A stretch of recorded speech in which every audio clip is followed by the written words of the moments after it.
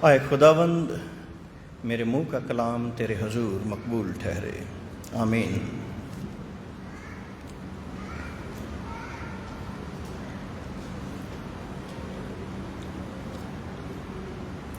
तब यीशु ने उससे कहा, मैं तुझसे सच कहता हूं कि आज ही तू मेरे साथ स्वर्गलोक में होगा।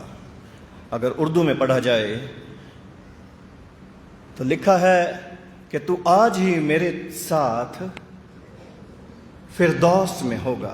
आपका साथ चाहूंगा। मैं समझता हूं कि दोपहर का टाइम है, लेकिन मैं बहुत से अजीज़ों को देख रहा हूं, काले कपड़े भी पहन के आए हैं। कहीं ना कहीं हम मायूस भी हैं और एक खुशी भी है। इसीलिए इसका नाम क्या है?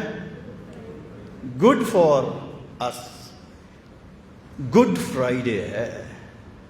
और फिरदौस, बहुत से लोग, बहुत से धर्म एक्सप्लेन करते हैं कि फिरदौस कैसी है, जन्नत कैसी है। थोड़ा सा आखिर में वो भी टच करेंगे कि जन्नत है कैसी। कोई गलती तो नहीं बताई जा रहा हमें फिरदौस, क्योंकि जमीन के जो लोग हैं वो जमीन की बातें समझते हैं। तुम जमीन के हो और जमीन की बातें समझते हो।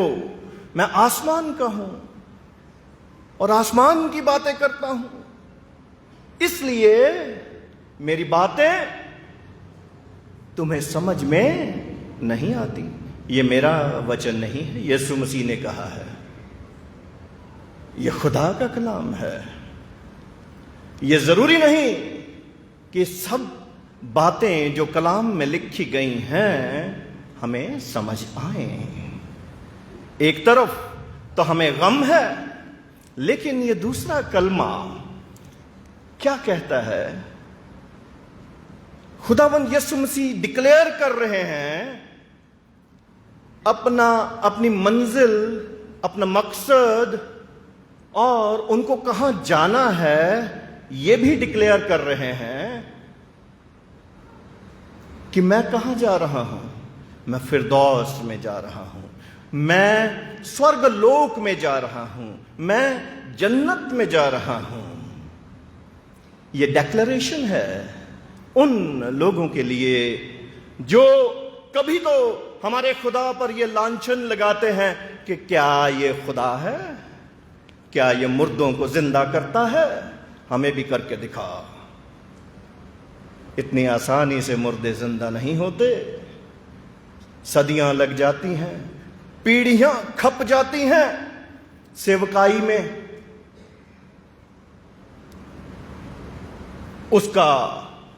उसकी बरकत पीढ़ी दर पीढ़ी चलती है। तो मैं आपसे नहीं, दुनिया से मुखातिब हूं। हमें आकर के कहते हैं, चल मेरे साथ मुर्दा जिंदा कर। लेकिन यह बात तो है कि खुदा खुदा है, खुदा की मर्जी पूरी होती है। यह डाकू जो उसके दाएं हाथ टंगा हुआ था, क्या था? डाकू था, चोर था। मेरे ख्याल से कभी चर्च नहीं आया होगा, लेकिन आखिरी वक्त पर उसने अपने पापों का प्रायश्चित किया, अंगीकार किया और इस बात का इकरार किया कि ये खुदा है, और इस बात को कबूल किया कि जो ये कहता है सच कहता है। अपने आप को उसने तब्दील किया और खुदा से ये इल्तिजा की। क्या कहा? क्या कहा कि या रब्बी, जब तू अपनी बादशाहत में जाए मुझे भी याद करना। जाने के लिए नहीं कहा उसने कि मैनू भी ले चल, मुझे भी साथ ले चल। सिर्फ याद करने के लिए कहा। और खुदावन यीशु मसीह जो क्रूज पर हैं, जिस्मानी तौर पर एक मनुष्य भी थे, दुख उठा रहे हैं, लेकिन रूहानी तौर पर खुदा का काम भी कर रहे हैं। उसको एसेस कर रहे हैं, उस डाकू को, कि ये पश्चाताप कर गया। और जब यीशु मसीह ने ये डिक्लेयर किया था कि इस मंदिर को ढा दो तो मैं 3 दिन में इसको खड़ा कर दूंगा, अपने बारे में बताया था। इस बात को साबित करने के लिए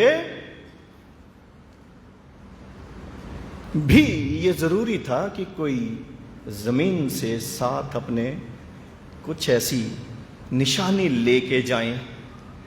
मेडिकल वाले जानते हैं कि जब बायोप्सी करते हैं या कैंसर का टेस्ट करते हैं तो स्लाइड बनती है उसकी। स्लाइड को अगर उसमें इन्फेक्शन आता है, मैलिग्नेंसी देखते हैं, अगर उसमें इन्फेक्शन आता है तो उसको माउंट करके संभाल के रखते हैं कि कल को मरीज को दिखाना पड़े तो दिखा सकते हैं कि ये देखिए इसमें इन्फेक्शन था। आपकी पथरी का ऑपरेशन होता है तो पथरी निकालकर आपको दिखाते हैं कि ये पथरी थी। कई बार तो ज्यादा भी निकलती हैं, 10-10, 20-20।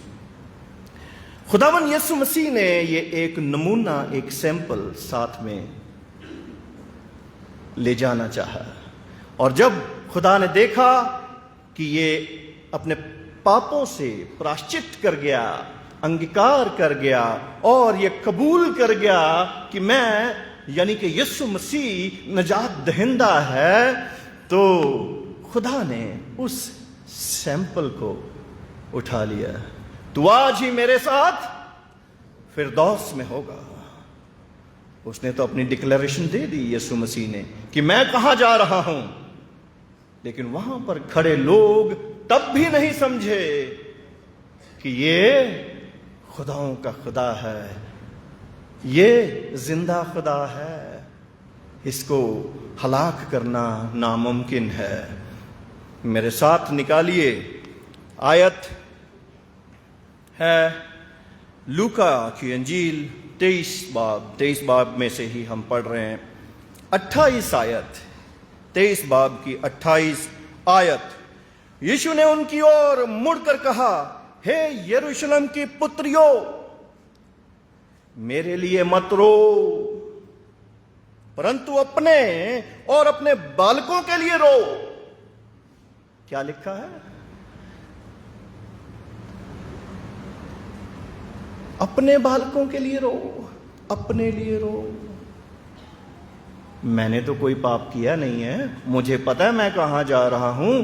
तुम्हारे बच्चे अभी तक पाप में मुब्तला हैं और मैं अपनों में आया और मेरे अपनों ने मुझे नहीं पहचाना। अपने बच्चों के लिए मातम मनाओ, क्योंकि वो पाप में नष्ट हुए जाते हैं। मेरे लिए मातम मत मनाना, ये मना किया यीशु मसीह ने। और क्योंकि देख वो दिन आते हैं जिनमें लोग कहेंगे धन्य है वे जो बांझ हैं और वे गर्भ जो ना जने और वे स्तन जिन्होंने दूध ना पिलाया। उस समय वे पहाड़ों से कहने लगेंगे कि हम पर गिरो और टीलों से कि हमें ढांप लो। इतना पाप बढ़ जाएगा, क्योंकि जब वे हरे पेड़ के साथ ऐसा करते हैं तो सूखे हुए के साथ क्या कुछ ना किया जाएगा। हरा पेड़ कौन है? हाँ, खुदावन यीशु मसीह ने कहा कि मैं वृक्ष हूं, तुम क्या हो? डालियां। जो हरे भरे पेड़ को नहीं बख्शते वो तुम्हारे बच्चों को कैसे बख्शेंगे? इसलिए कहा गया कि मातम मेरे लिए मत मनाओ, अपने बच्चों के लिए मनाओ। अपने लिए मनाओ। मेरे अजीजों, जब उस डाकू ने, मैं वक्त का ध्यान रखूंगा, मैं भावनाओं में बह जाता हूं, लेकिन हमारे यहां पर खड़े होकर बोलने का फायदा या रिजल्ट जब तक नहीं निकलता तो हमारे बोलने का भी कोई, आऊंगा ठंडा ठंडा बोलूंगा, तुम्हारे कानों में शहद घोलूंगा, चला जाऊंगा। I don't have any sugar-coated words for you, please. And don't even expect this from at least my side. मेरे अजीजों, खुदावंद यीशु मसीह ने कहा कि अपने बच्चों के लिए मातम मनाओ। और जब खुदावंद यीशु मसीह ने उस डाकू को देखा कि ये प्रायश्चित कर गया, पश्चाताप कर गया है, और पश्चाताप के बाद उसको रिवॉर्ड कौन सा दिया, इनाम कौन सा दिया, सीधे जन्नत। तो आज ही मेरे साथ फिरदौस में होगा। और गुजरा दिनों में हमारे चर्च में चोरी हो गई, आप जानते हैं जी। आज उस चोर के लिए भी ये मौका है, आजा अपने गुनाहों से तौबा कर ले, क्योंकि खुदावंद यीशु मसीह कह रहे हैं कि तू आज ही मेरे साथ फिरदौस में होगा। क्योंकि खुदावंद यीशु मसीह का ये स्टाइल है, वो डाकुओं को पहले प्रेफरेंस देते हैं, चोरों को, डाकुओं को। तो मेरे भाई, हो सकता है आपको जरूरत हो पैसे की, लेकिन जब आप खुदावंद के चरणों में आते हैं तो वो दौलत मिलती है जिस दौलत के लिए पूरी दुनिया भाग रही है। वो क्या है? अनंत जीवन। जब पैराडाइज में, जब स्वर्गलोक में ही चला गया तो फिर किस बात की कमी रह जाएगी। और जब पैराडाइज में हम देखते, थोड़ा सा मैं जन्नत के बारे में बता दूं कि जन्नत का भी आपको ना कुछ लोग गलती बताई जा रहे हैं। जन्नत में ये मिलेगा, वो मिलेगा, शादियां होंगी, वो होगा। ऐसा कुछ नहीं है भाई। क्लियरली लिखा है रेवलेशंस 2 अध्याय, प्रकाशित वाक्या 2 अध्याय 7 आयत। क्या लिखा जी? पैराडाइज के बारे में।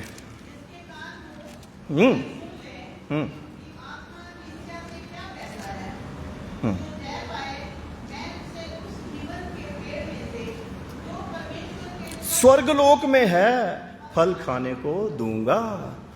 ये वो जन्नत है। जन्नत एक जमीन पर भी बनाई थी। वो कौन सी थी? जहां पर आदम को रखा था, हाँ जी, बागे अदन।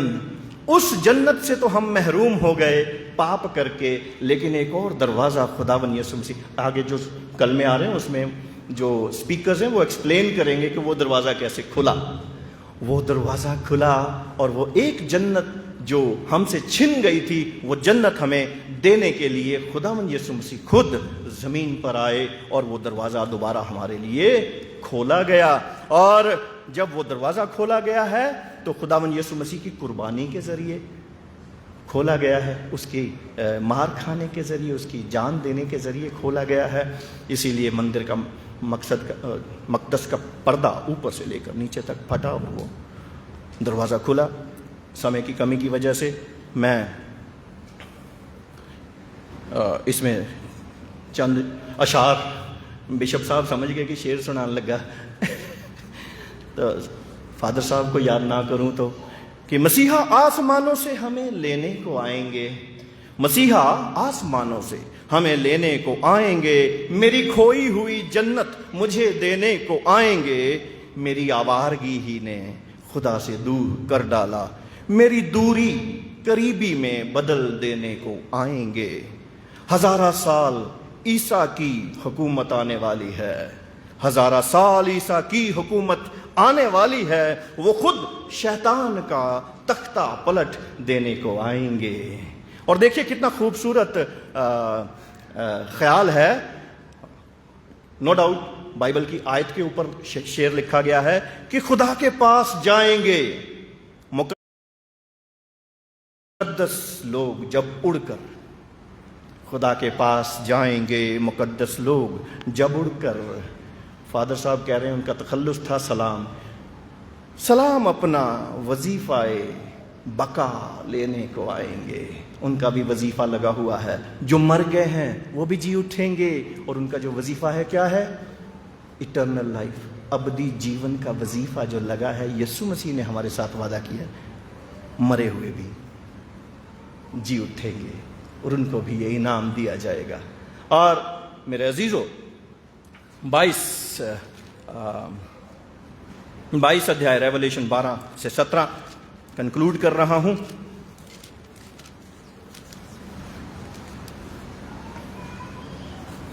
लिखा है कि देख मैं शीघ्र आने वाला हूं और हर एक के काम के अनुसार बदला देने के लिए प्रतिफल मेरे पास है। मैं अल्फा और ओमेगा हूं, पहला और अंतिम, आदि और अंत हूं। धन्य है वे जो अपने वस्त्र धो लेते हैं, क्योंकि उन्हें जीवन के वृक्ष के पास आने का अधिकार मिलेगा और वे फाटकों से होकर नगर में प्रवेश करेंगे।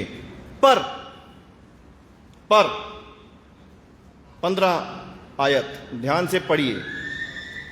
कुत्ते और टोने और व्यभिचारी और हत्यारे और मूर्ति पूजक और हर एक झूठ का चाहने वाला और घड़ने वाला बाहर रहेगा। मुझ यीशु ने अपने स्वर्गदूत को इसलिए भेजा कि तुम्हारे आगे कलीसियाओं के विषय में इन बातों की गवाही दे। मैं दाऊद का मूल और वंश और भोर का चमकता हुआ सितारा हूं। खुदावंद आप सबको इस वचन के द्वारा आशीष दे। आमीन।